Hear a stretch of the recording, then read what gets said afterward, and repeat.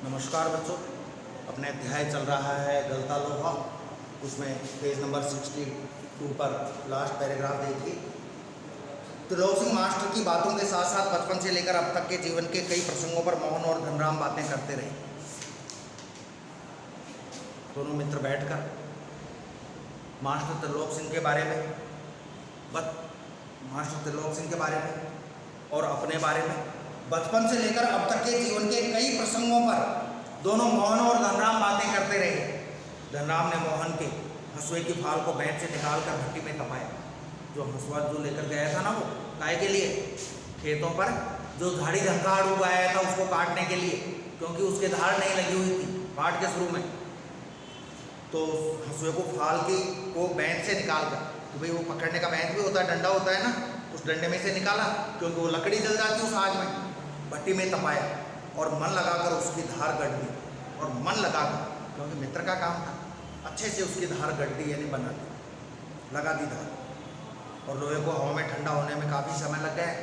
अब आपको मालूम है, लोहे को गर्म किया जाता है, फिर उसको कूट पीट कर धार लगाई जाती है। आजकल तो धार लगाने की भी मशीनें आ गई। तो लोहा गर्म हो जाता है तो उसको एक तरफ डाल दिया लोहे को, क्यों? ताकि वो ठंडा हो सके। और ठंडा होने में, गर्म लोहे को ठंडा होने में काफ़ी देर लगती है, इसलिए वो दोनों बैठकर बातें कर रहे थे। धनराम ने उसे वापस बैंत पहनाकर मोहन को लौटाते हुए वापस उसको बैंत पहना दी, वो डंडा डाल दिया उसमें वापस, और मोहन को लौटाते हुए जैसे अपनी भूल चूक के लिए माफ़ी मांग ली कि भाई तुमको इतना समय लग गया। बेचारे पंडित जी को तो फुर्सत नहीं रहती। वो कहता है आगे कि भाई पंडित जी को तो समय नहीं मिलता। भाई पहली बात तो वो बुजुर्ग आदमी, पंडित जी कौन? मोहन के पिता बंशीधर जी।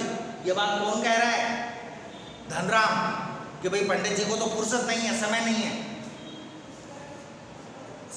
फुर्सत नहीं रहती। लेकिन किसी के हाथ भिजवा देते तो मैं तत्काल बना देता।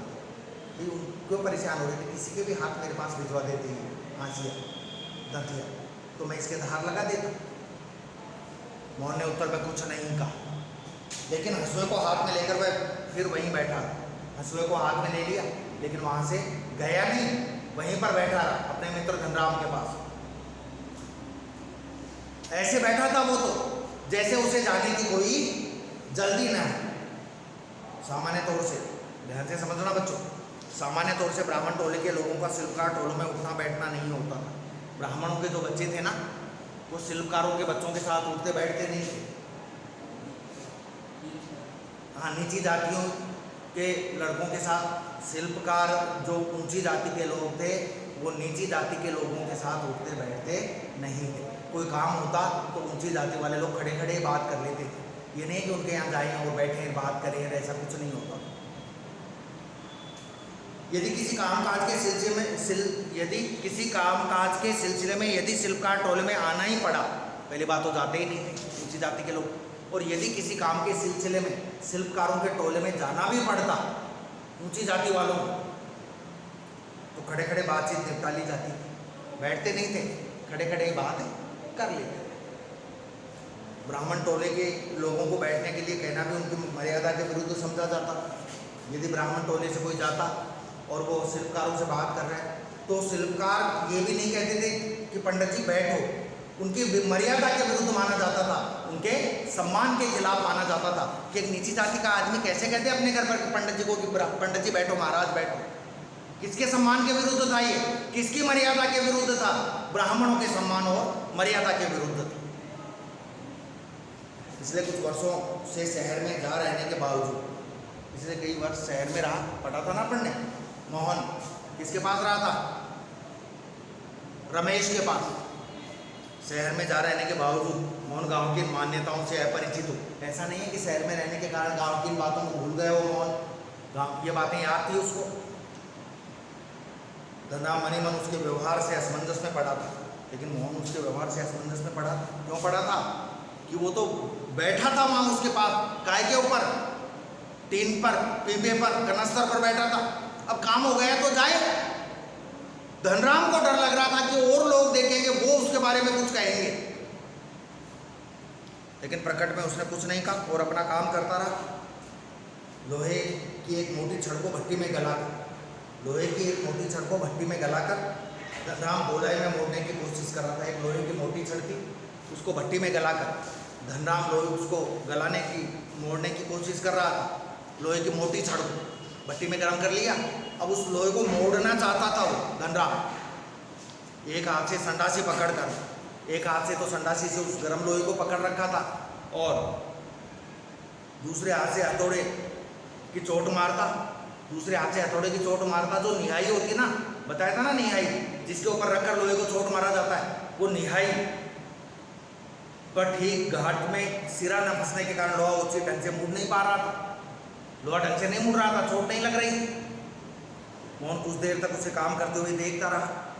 फिर जैसे अपना संकोच त्याग कर उसने दूसरी पकड़ से लोहे को स्थिर कर लिया। दूसरी जो संडासी थी उससे लोहे को पकड़ा और धनराम के हाथ से हथौड़ा लेकर नपी तुली चोट मारते हुए अभ्यस्त हाथों से धोखने भूनकर लोहे को दोबारा भट्टी में गर्म करते और फिर निहाई पर रखकर उसे ठोकते पीटते सुगढ़ गोले का रूप देता। उस लंबे शरीर को काहे का रूप दे दिया, गोले का घेरा बना दिया उस लोहे को। तो धनराम ने वो घेरा किसके सहयोग से बनाया? मोहन के सहयोग से। मोहन ने क्या किया, दूसरी संडासी से उस लोहे को पकड़ा और चोट मारा। धनराम हवा चलाता रहा, आग फूंकता रहा, यानी ब्राह्मण को तो बैठना ही नहीं था वहां, लेकिन मोहन ने तो उसके काम तक में सहयोग किया। मोहन का यह हस्तक्षेप इतनी फुर्ती और आकस्मिक ढंग से हुआ, इतनी फुर्ती से और आकस्मिक अचानक हुआ कि धनराम को चूक का मौका ही नहीं मिला। धनराम कहता कि यार भाई ये क्या कर रहा है, कोई देख लेगा, तू ऊंची जाति का, तू ब्राह्मण, में नीची जाति का, तू मेरे काम कर रहा है। मोहन की ओर देखता रहा। उसे मोहन की कारीगरी पर उतना आश्चर्य नहीं हुआ। उसे मोहन, देखो मोहन ने उसका काम तो आसान कर दिया था बच्चों, लेकिन उसे मोहन ने इतनी फुर्ती से काम किया, उसको मोहन की कारीगरी पर आश्चर्य नहीं हुआ। उससे ज्यादा किस बात पर, जितना पुरोहित खानदान के युवक का इस तरह के काम में उसकी भट्टी पर बैठकर हाथ डालने पर जितना उसको उसके काम पर आश्चर्य नहीं हुआ। ज़्यादा आश्चर्य किस बात पर हुआ कि पुरोहित खानदान का लड़का, एक ब्राह्मण खानदान का लड़का क्या कर रहा है, उसकी भट्टी पर बैठकर उसके काम में सहयोग कर रहा है। इस बात पर आश्चर्य हुआ, क्योंकि वो तो उसका मित्र था इसलिए कर दिया। यदि मोहन की जगह कोई और होता तो क्या उसके काम में सहयोग करता? नहीं करता, बैठता भी नहीं। क्यों नहीं बैठता? क्योंकि ऊंची जाति वाले नीची जाति वालों के यहाँ नहीं बैठते। फिर मोहन क्यों बैठ गया? क्योंकि वो उसका मित्र था। और धनराम वह शंकित दृष्टि से इधर उधर देखने लगा। संकित, शंका के दृष्टि से, डर के भाव से इधर उधर देखने लगा।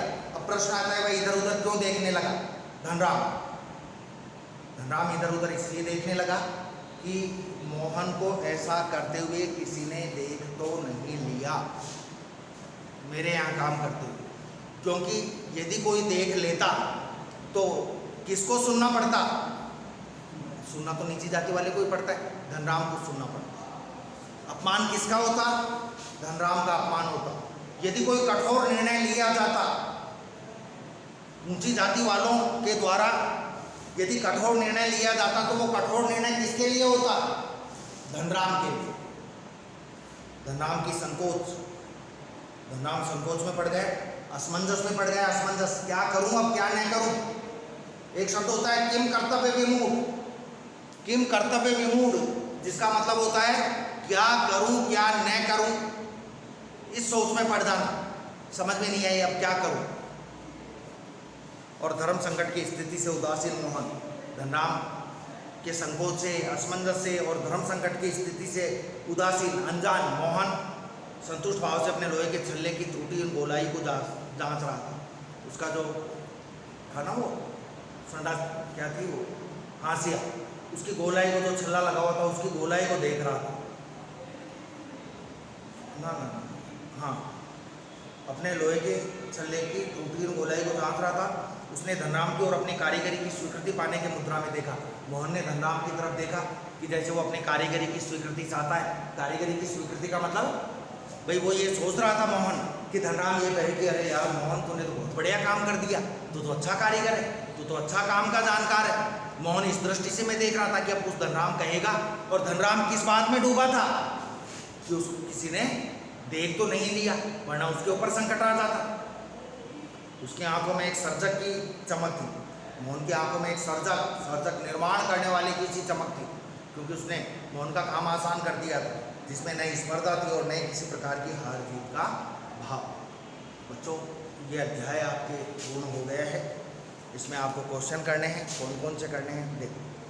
पहला, पाठ के साथ साथ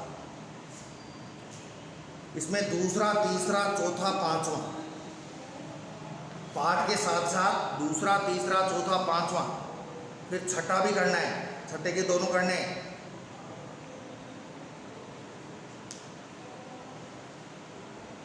एक पाठ के आसपास, दूसरा पाठ के आसपास वाले में दूसरा क्वेश्चन करना है।